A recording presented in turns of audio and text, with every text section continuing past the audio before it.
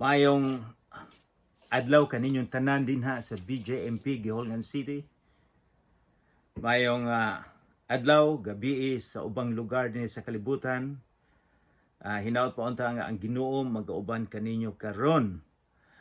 In spite bisan pa sa nahitabo sa kalibutan, kita magasalig gihapon sa atong Ginoong Kristo. Kumusta ka tanan din ha? Nalipay kog dako nga ang inyong sa mga babae, ang inyong negosyo malambuon o mag-practice mo og unsa ang tinuod nga negosyo. Unsaon nga unsaon nga inyong luto maayo nga ang mga tao gustong kanon. Tan-awon ninyo kung unsa ang kwalidad sa inyong produkto. Tan-awon ninyo ang inyong kinaiya kung adunay customer. Kay basin og pananglitan makagawa na mo. Bason og naa ako'y ihatag nga kapital aron kamo makasugod og negosyo. Bason lang magampo kamo nga ang atong mga supporter iya gyapon kitang suportahan. So mga negosyante din ha, ayuhon ninyo pag-practice gyud mo gusto. Mag-experiment mo unsaon pagluto. Og nahibulo usab ako nga aduna mo'y contest. Kinsay daghang naay kamatis. Hinaut pa nga ang inyong kamatis, makakaon ako sa inyong kamatis din ha. So nalipay kog dako nga murag mitubo na ang inyong kamatis din ha karon sa BJMP. So sa dili pa kita magsugod, atong mag-review kita sa kapitulo. Sa kapitulo, the last time, sa usang semana, atong gitunaan ang kapitulo 12. Atong abrihan ang atong Bible sa sinulat ni Marcos. Kapitulo 12. Mao na i-review nato. But today, karong adlaw, atong tunaan ang kapitulo 13. Pero para sa yun nga maantiguhan nato makuha ang kapitulo 13, ato sang tunaan kung unsay nahitabo dito sa kapitulo 12 para makasabot kita. Atong mahibawan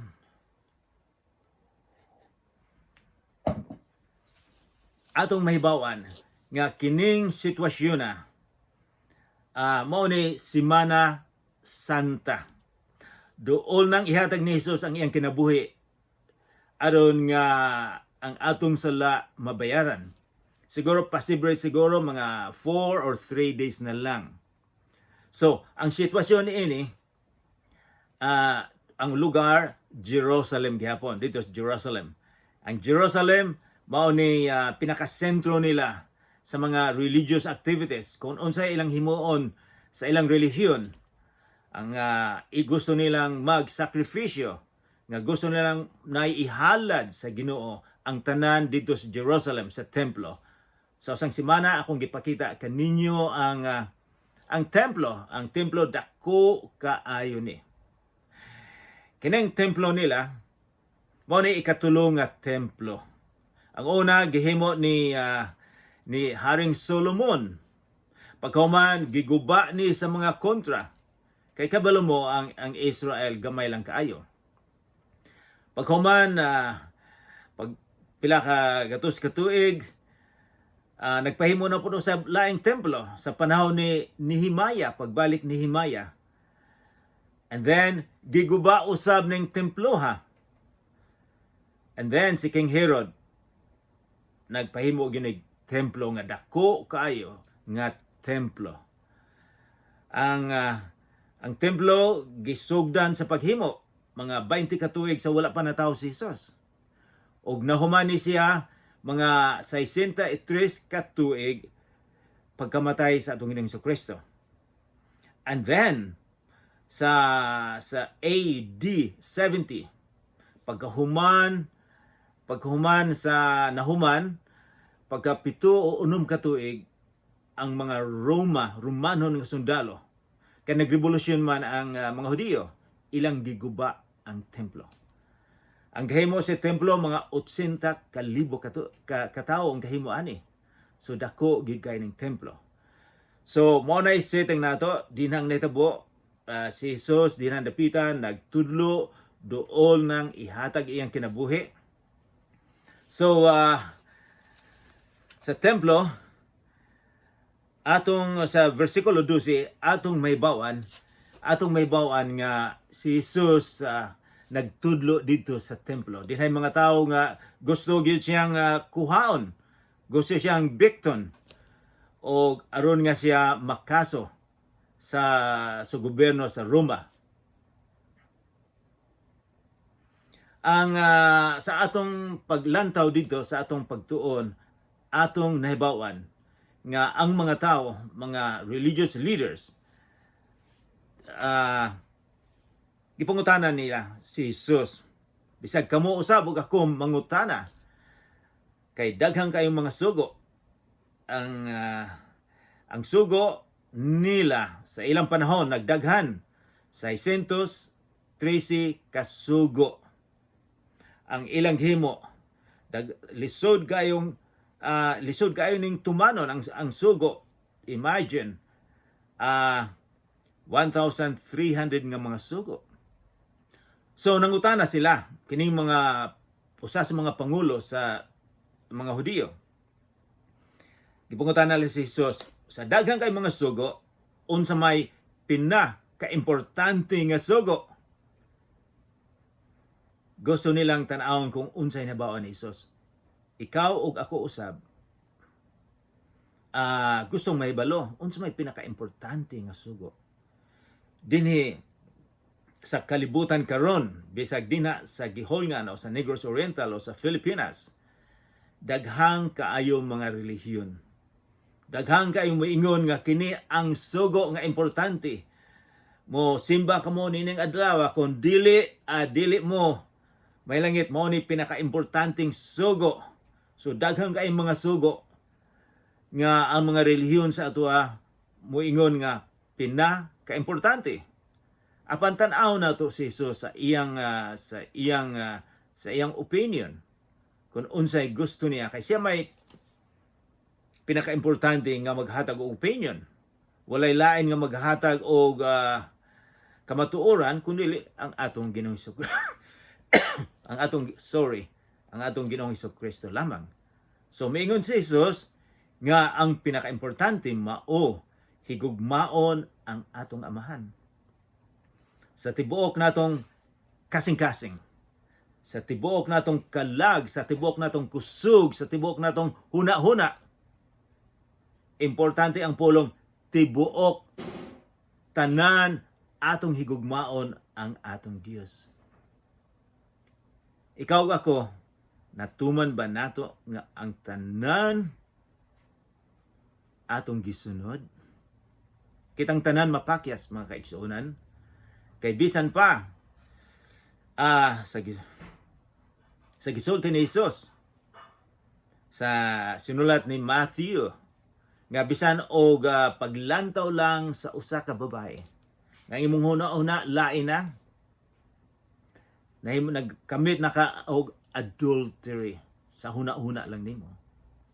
Di na po'y giingon dinha sa kapitulo 5.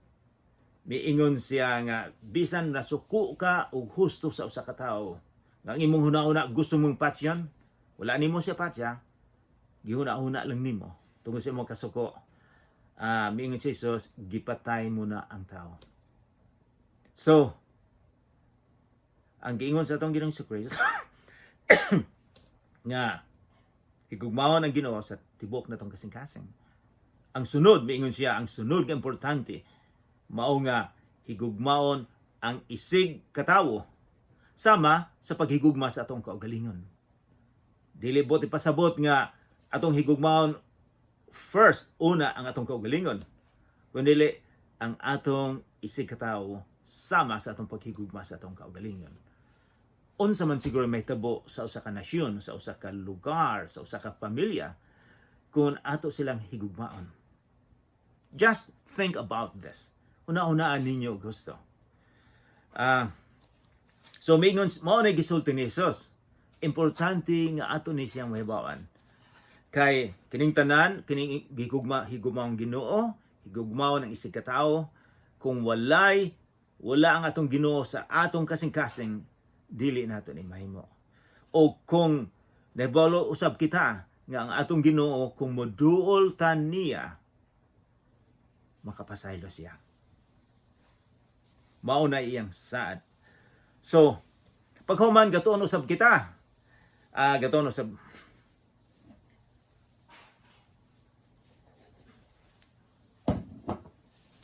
nga unsaon ang paghatag sa atong Dios. Ang pinakadako ba nga kwarta o ang paghatag nga gikan sa kasing-kasing? Di na sa kadato, di na sa simbahan, sa templo, dunay lugar nga ang mga tao mohatag og kwarta para sa mga pobre nga mga tao. Ang ubang mga dato daghan nilang gihatag, ang mga tao mulantaw makadungog ka daghang kwartang gihatag. Paghuman din hay usa ka balo. Ang balo pobre kay na dito sa ilaha, silang panahon kay walay bahin sa yuta. Mihatag lag usa kadako. Apan mingon si Jesus sa tanang gihatag nitong mga dato, mas dako ang gihatag sa balo. Nganuman, iyang gihatag ang tanan, ang 100%. Wala siya kabulog unsay iyang himuon ugma unsay iyang kanon. Apan, dako ang iyang pagsalig nga mag-supply ang Ginoo sa iyang gikinahanglan. Wala siya magsalig sa iyang kwarta. Misalig siya sa Ginoo. So, mao na gitudlo sa atong Ginoong Jesucristo nga ang importante ang paghatag gikan sa kasing-kasing. Kay mingon man siya, ang pinaka-importante higugmaon ang Ginoo. Siya ang pinaka-importante sa atong kinabuhi. So, karon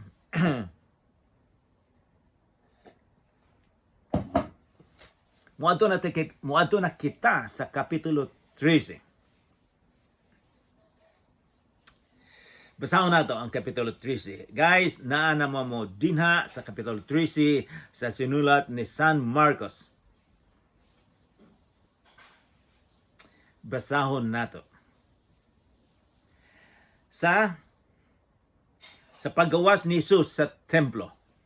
So, kaybalo kita nga dito siya sa templo, gatudlo, dinay panahon nga nasuko siya, iyang gipamalibay ang mga negosyante, iyang giabog, mao ni mga simanahuna o dito sila sa templo gatudlo gihapon.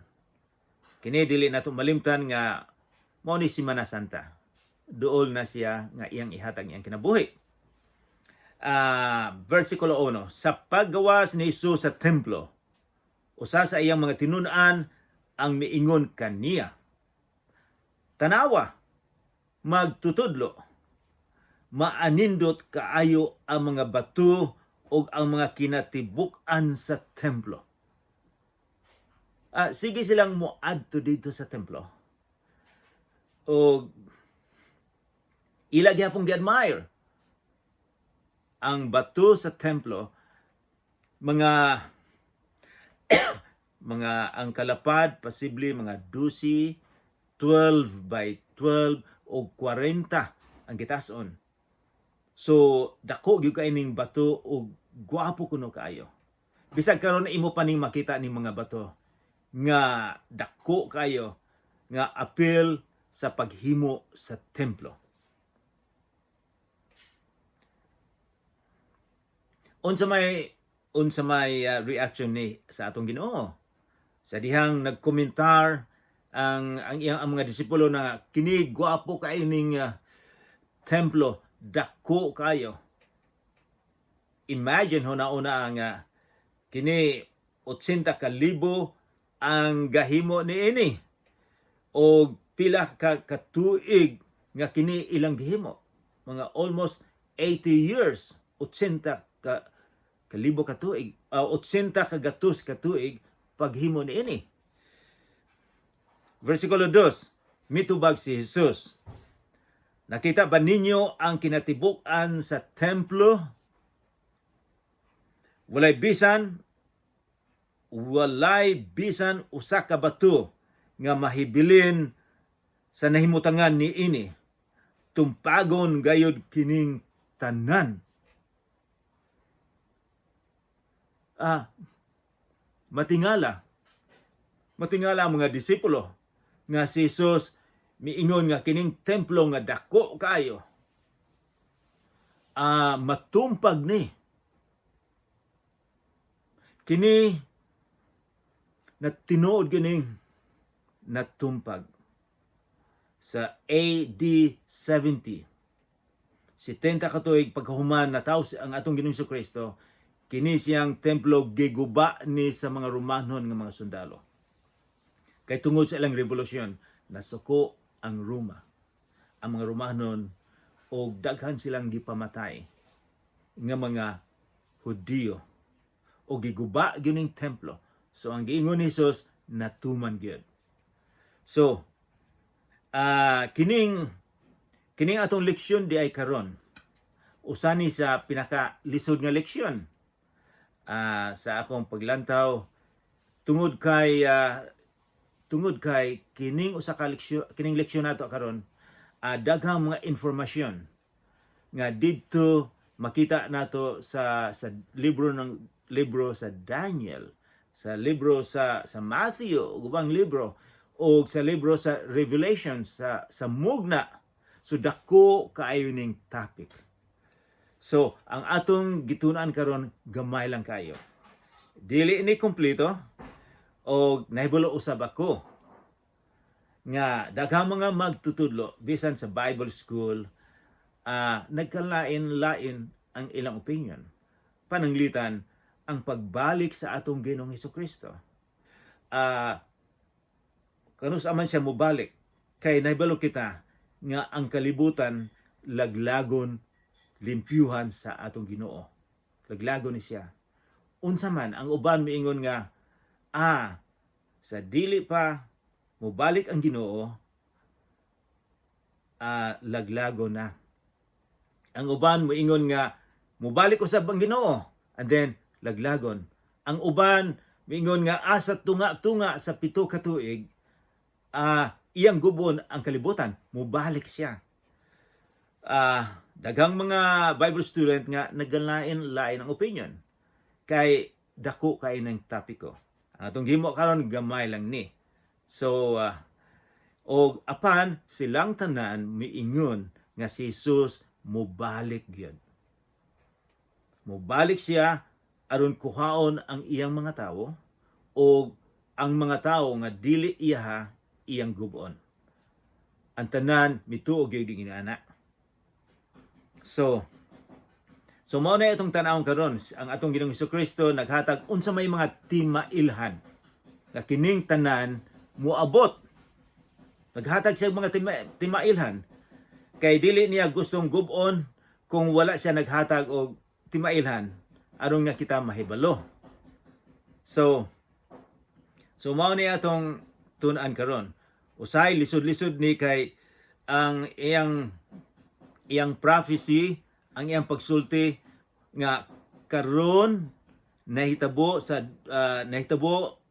wala pa nahitabo ang disgrasya sa Jerusalem sa templo o sa panahon ni Jesus o sa umaabot. So na-mix sila ning tanan nga ang iyang prediction nahitabo na o mahitabo paghihapon sa katapusan.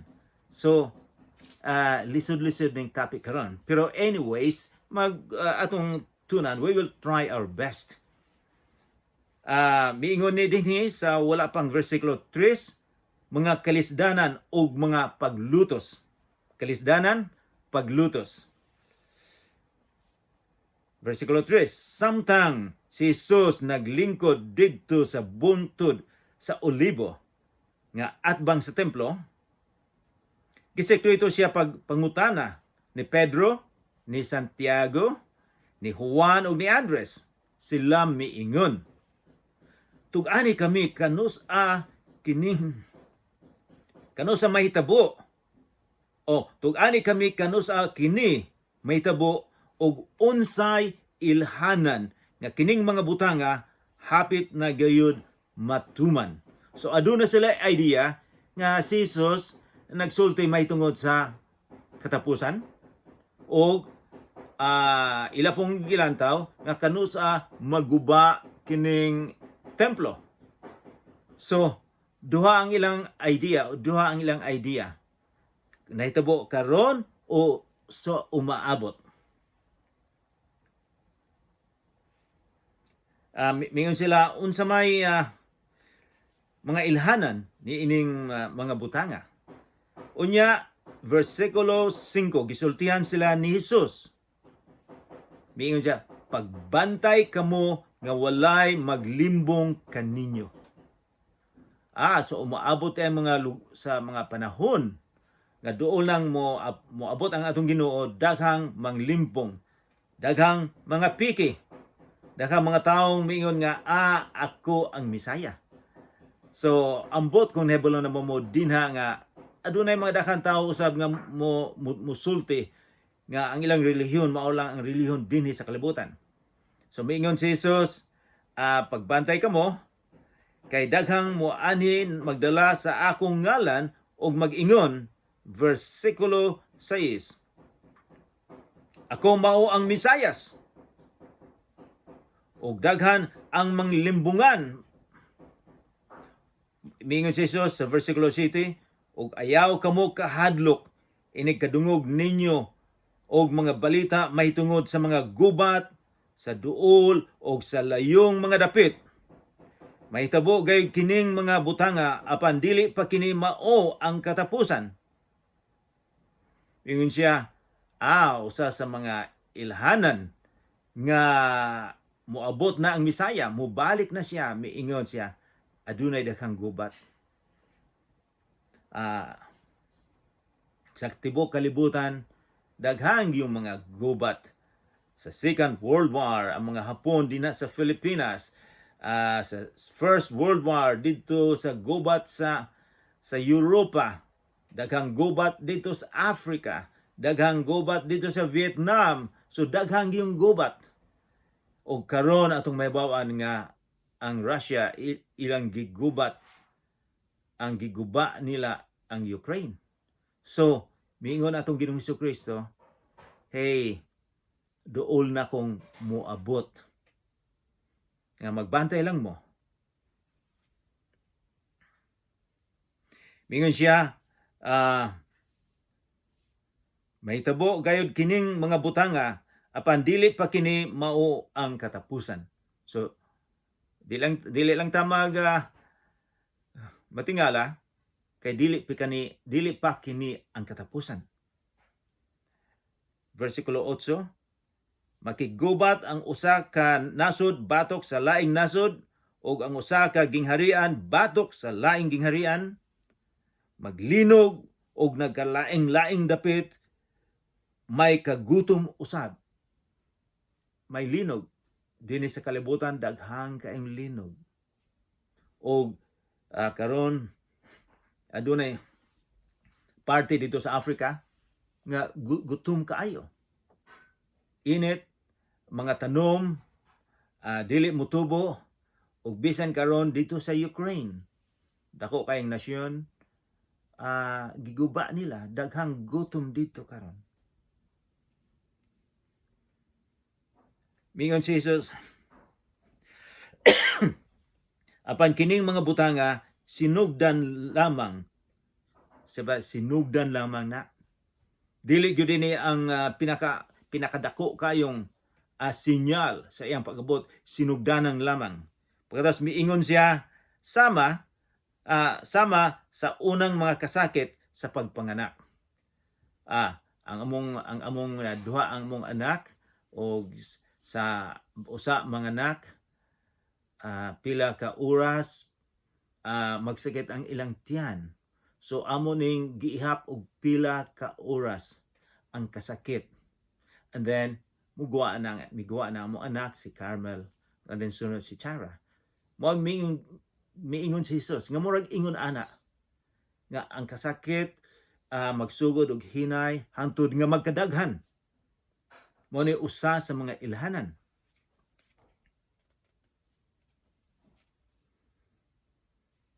Versikulo 9, mingon si Jesus, busa, importante, pagbantay kamo, kay kini iyang gisulti ni sa iyang mga disipulo. O para usab ni kanato, pero at that time, ang iyang audience, ang iyang mga tao, ang konteksto, mao ang iyang disipulo. Mingon siya, busa, pagbantay kamo, kay panakpon kamo sa mga tawo ug dad-on ngadto sa hukmanan. Pamunalan kamo sulod sa mga sinaguga ug moatubang kamo sa mga pangulo ug sa mga hari hangtod tungod kanako aron pagsulti kanila sa maayong balita. So miingon siya, ayaw mo og ka-discourage kay kamo dakpon tungod kanako. Minsa pagbantay kamo. Kini nahitabo ni kung atong basahon ang libro nga Acts, buhat, may bawa nato nga mao ni nahitabo sa mga disipulo sa atong Ginoong Kristo. Mao ni nahitabo ni San Pablo. Apan si Jesus nag-warning, pagbantay kamo. Kini nahitabo usab kini karon. Ang mga missionary, mga Kristiyanos nga magsulti sa maayong balita dito sa Africa, dito sa Saudi Arabia, sa Iran, sa ubang mga lugar, dako kaayong problema nila kung magsulti sila may tungod sa atong Ginoong Kristo. Ang uban walay simbahan dito kay gubo nila. Ang uban passion kung mosulti ka may tungod sa atong Ginoong Kristo. Versikulo 10, apan kinahanglan iwali una ang maayong balita ngadto sa tanang katawhan. So mao nay sugo sa atong Ginoong Kristo sa mga disipulo nga iwali, isabwag ang maayong balita.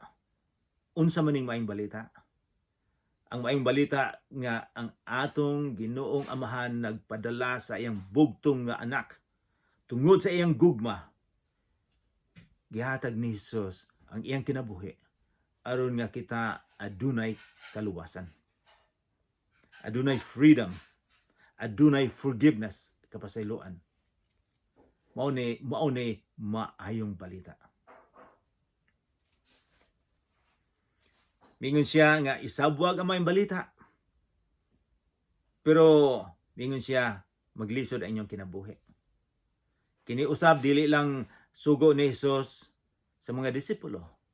Sugo usab kini kaninyo ug kanako nga atong isabwag ang maayong balita. Apan nag-warning siya, nagpahimangno nga aduna gyud mahitabo, dili easy kung ikaw mag-alagad sa Ginoo.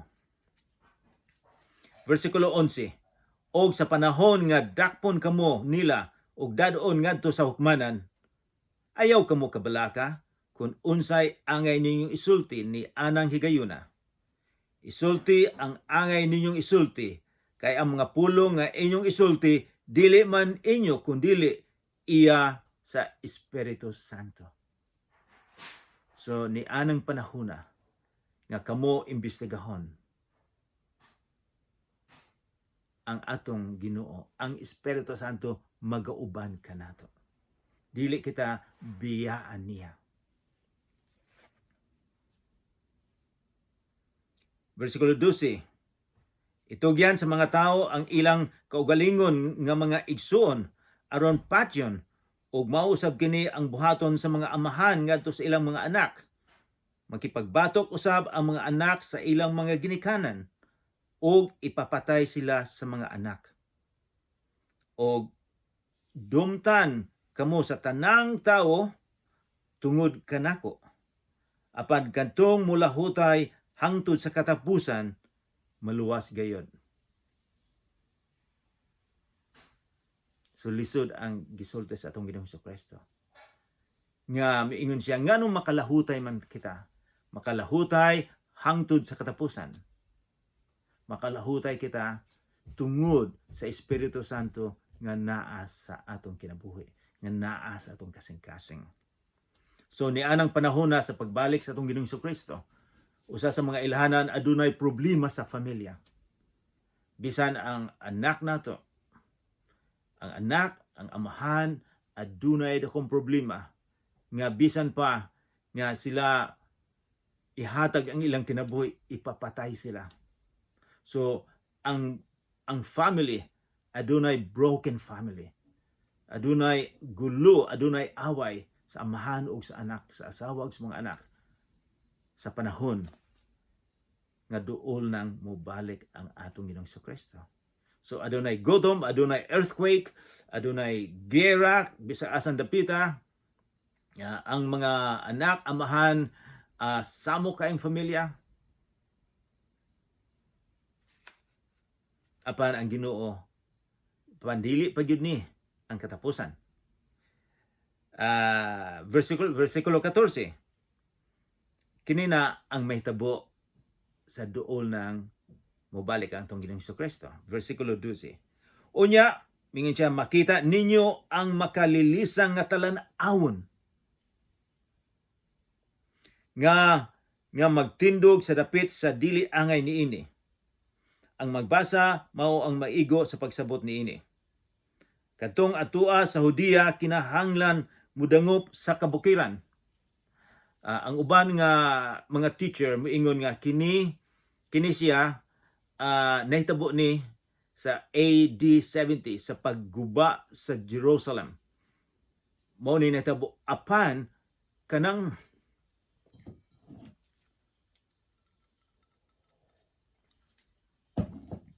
ang pagguba sa Jerusalem AD 70. Maura ni siyado nga ang umaabot nga gisulti sa atong Ginoong Kristo. Apan sa iyang gisulti karon nga sa pagguba sa mga Romano, mingon siya, kinahanglan katong atua sa Hudiya kinahanglan mudangop sa kabukiran. Versikulo 15. Katong atua sa atop sa balay kinahanglan dili mag-usik og panahon sa pagkanaog aron pagkuha sa bisan unsa gikan sa iyang balay. O katong atua sa uma kinahanglan nga dili mopauli sa balay aron pagkuha sa iyang kupo.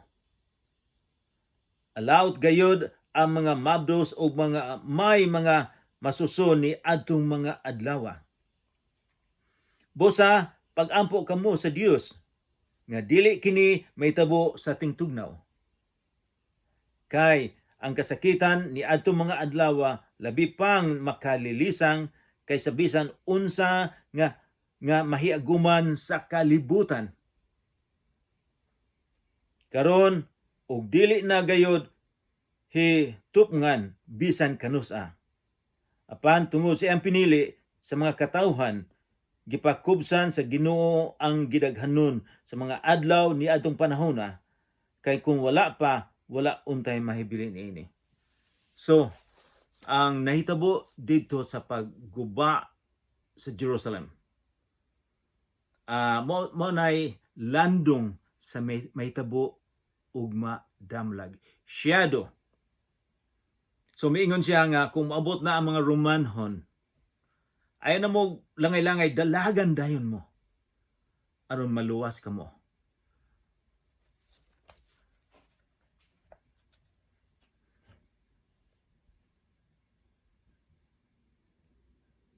Sa versikulo 23, miingon si Jesus gihapon kining pulong, busam pagbantay kamo, kipasadanaan ko na kamo ni ining tanan. Iyang gisultian ng iyang mga disipulo, apan kining pulong magbantay, alang usab kini kanato. Nga magbantay kamo, nga ang iyang pag-abot, nga kitang tanan ready sa iyang pag-abot. Nga kita nakahibalo na sa iyang pag-abot. Kinahanglan usab nga bag-uhon nato ang atong kinabuhi sa iyang sa iyang pag-abot, isa pagbantay kamo. Abi ninyo walay may tabo, ang uban miingon nga maghappy-happy lang ko kay duga pang miabot. Apan ako lang usbon ang akong kinaiya kung moabot ang Ginoo, mag-enjoy sa ako. Apan miingon atong Ginoong Jesucristo magbantay kay moabot siya nga walay mahibalo. So usbon nato ang atong kinabuhi. Ang importante sa iyang giingon nga ato siyang higugmaon sa tibok natong kalag kasing-kasing huna-huna sa tibok nating kusog. So atong ampingan ang atong kinabuhi karon. Versikulo 24. Sa panahon unya human sa kasakitan. Ang title niining paragraph, ang pag-abot sa anak sa tao. Pag-abot anak sa tao kay bulok kita nga ang atong Ginoong Jesucristo. Sa libro nga Daniel chapter 7. Og miingon siya ang pag-abot sa anak sa tao. Kini ang ikaduha ng pagbalik sa atong Ginoong Jesucristo. Sa una niyang pag-anhi 2000 na katuig karon nakipag-uban siya sa mga tao. Ang iyang power, ang iyang pagkatao kumpleto, ang iyang pagkaginoo kumpleto, perfect. Iyang gihatag niyang kinabuhi. Karon sa ikaduha niyang pagbalik, kuhaon niya katong iyahang mga tao. Ug paghuman laglagon niya ang kalibutan sa iyang pagbalik. Kining topiko sa pagbalik, mga sobra sa usa ka gatos o mga 70 katuig karon, mga 1830s, 1840s dito sa Amerika. Dinay mga relihiyon nga mituo sila nga si Jesus mibalik. Daghan silang prediction, daghan silang moingon nga mobalik si Jesus ang Ginoo sa 1800 something, dinay 1829, 1830, mga prediction nila nga moabot si Jesus. Daghang mga pike. Apan ang ubang mga tao na ilad nila ilang gipamaligya ang ilang mga balay. Ilang gihatang ilang kwarta sa organisasyon kay moabot na kunos ang atong Ginoong Jesucristo. Wala man moabot. Ang uban miingon nga, miabot gyud si Jesus dinhi sa kalibutan, mibalik na. Apan nag-imbestigar pa siya. Kung kinsa gitoy tinuod nga iyang mga tao. Mao na gingon sa in English, investigative judgment. Si Jesus mibalik yun, pero naa sa usa ka lugar nga mag-imbestigar. So, daghang mga taong moingon nga, mobalik sila ni anang adlaw. So, atong basahon ang versikulo 24, ang pag-abot sa anak sa tao, ang pagbalik niya. Sa panahon unya human sa kasakitan. So daghang moabot nga kasakitan sa kalibutan. Mingon siya, mungit-ngit ang adlaw ug dili na mudan-ag ang bulan. Mga hulog gikan sa langit ang mga bituon ug matayog ang tibuok kalibutan. Unya diha sa mga panganod makita ang anak sa tawo nga moabot nga may gahom og himaya og sugoon niya ang iyang mga anghel ngadto sa tanang suok sa kalibutan aron tigumon ang piniling katawhan sa Dios gikan sa tanang dapit sa kalibutan. Pagbalik sa atong Ginoong Jesucristo. Ang uban sa akong giingon ninyo nga kining kasakitan moabot. Ang uban moingon nga moabot ang atong Ginoong Jesucristo sa wala pay kasakitan, sa wala pay daghang kasakit sa kalibutan. Ang uban moingon nga sa tunga-tunga siya mobalik. Ang uban moingon nga mobalik siya pagkahuman na sa kasakitan. Apan kita mutuo gyud nga siya mobalik. Ang kuhaon niya ang iyang mga tao. Kuhaon niya ang iyang mga tao. og iyang tigumon. So aduna kitay dakong paglaom ang mga tao nga iya sa Ginoo. Sa 24, kuhain ninyo ang pagtulunan ang kahawing igera, inig panghumok na sa mga sanga niini o mangudlot na kini, inyong masayran nga duol na ang ting-ani, ting-init. Versikulo 29, so samtang paagi, inig kakita ninyo nga magsugod na kining mga pangitabua, masayran ninyo nga duol na gayud ang pagbalik sa anak sa tao. Ang anak sa tao mao sa atong Ginoong Jesucristo. Timani kining tanan mahitabo sa dili pa mga matay ang tanang tao nga karon buhi pa. Ang langit ug ang yuta matapos, apan ang akong pulong dili gayud mapakyas. So ang pulong sa Ginoo dili gayud mapakyas. Mahitabo gyud. Versikulo 22, apan walay masayod kanus-a moabot kadtong adlaw o taknaa, bisan ang anghel sa langit, bisan gani ang anak sa tao. Ang amahan lamang maoy masayod niini. Sumangutana kamo nganong si Jesus dili man mahibalo? Mao nay isulti dayon sa uban, si Jesus dili Ginoo, wala man siya nahibalo. Apan sa dinhi si Jesus sa kalibutan 2000 na katuig karon, kumpleto siya kumpleto siya nga tao, kumpleto usab siya nga Ginoo. Ato ning makita. Apan dinhay mga power niya, iyang gahom sa pagkaginoo nga wala niya gamita sa dinhi siya sa kalibutan. So mao nang miingon siya nga bisan siya wala mahibalo. Ang iyang posisyon dinhi sa kalibutan, ang posisyon sa amahan didto sa langit. 33, busa pagbantay o pagtukaw kamo, kay wala kamo masayod kano sa kini moabot. Sama kini sa usa ka agalon nga mupanaw sa layong dapit, sa dili pa siya mugikan, hatagan niya buluhaton ang tagsa-tagsa kasulugoon sa paghimanuan ang gwardiya sa pultahan sa pagbantay kanunay. Busa pagtukaw kamo, kay wala ninyo hibalui kanus-a ang agalon mo pauli. Sa hapon ba, sa tungang gabi ba, o dili pa sa kadlawon o sa buntag ba hinuon. Kung mukalit siya pag-abot,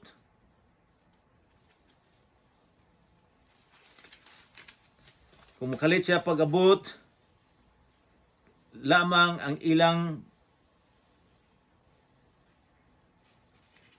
just a minute.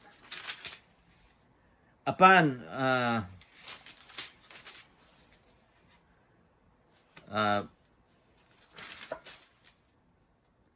kung mukalit siya pag-abot, kinahanglan nga dili kamo niya hiabtan nga nangatulog. Ang gisulti ko kaninyo, gikasulti ko usab sa tanan, busa pagbantay kamo. Mao na gisulti sa atong Ginoong Jesucristo. Magbantay kita. Atong usbon ang atong kinabuhi. Kay wala kita mahibalo kung kanus-a siya mobalik. Karong adlaw mo'y adlaw sa kaluwasan. Dili ka makaingon nga ugma lang ko mosunod niya. Ang atong Ginoo miingon nga karon adlaw sa kaluwasan. So mga kaigsunan dinha sa BJMP, unsa may inyong buhaton? Inyo bang aduna bay lugar ang atong Ginoong Jesucristo sa imong kasing-kasing? Inyo bang gipasulod? Inyo bang giimbitar ang atong Ginoong Jesucristo nga maoy tag-iya sa imong kasing-kasing? Imo bang giangkon nga ikaw nakasala? Kay dili ka mapasaylo sa atong Ginoo kung dili ka moangkon sa imong kaugalingon nga ikaw nakasala. Napasaylo ka na ba sa atong Ginoong Jesucristo? Ang kinabuhi, dali lang kayo. Wala ta kay balo sa atong kinabuhi karon. Ang akong amigo diri sa Canada, usa sa supporter nato, dool nang mamatay pod. ang akong pag-umangkon usab mahapit na pod. So ang kinabuhi wala ta kahibalo. Kanusa ka mamatay, kanusa ka kuhaon. Pero miingon ang atong Ginoo nga karon ang adlaw sa kaluwasan. Dili kita magpaabot unsang adlaw. Nagaampo ako nga ato kining mahibaw-an. Kining tanan nga atong gitun-an karon. Magampo kita. Among Amahan nga langit nun, dakang salamat sa imong gihatag karon. Sa imong panghimangno nga ikaw mubalik. Daghang kang mga sinyal nga gihatag. Hinaot pa nga kini maka-epekto sa among kasing-kasing. Nga kami mahibalo nga ikaw mubalik ug nga kami magbantay ug nga kami mag-andam sa among kinabuhi. Hinaot pa unta nga kini amo kang hangyoon nga mosulod sa among kasing-kasing. Aron nga limpyuhan nimo ang sulod niini. Aron nga kami makaalagad nga na kanimo. Nagahangyo ako nga imong panalanginan ang tanan nga dinha karon sa BJMP. Uban ni sila Ginoo. Sa ngalan sa atong Ginoong Hesukristo nga atong manluluwas. Amen.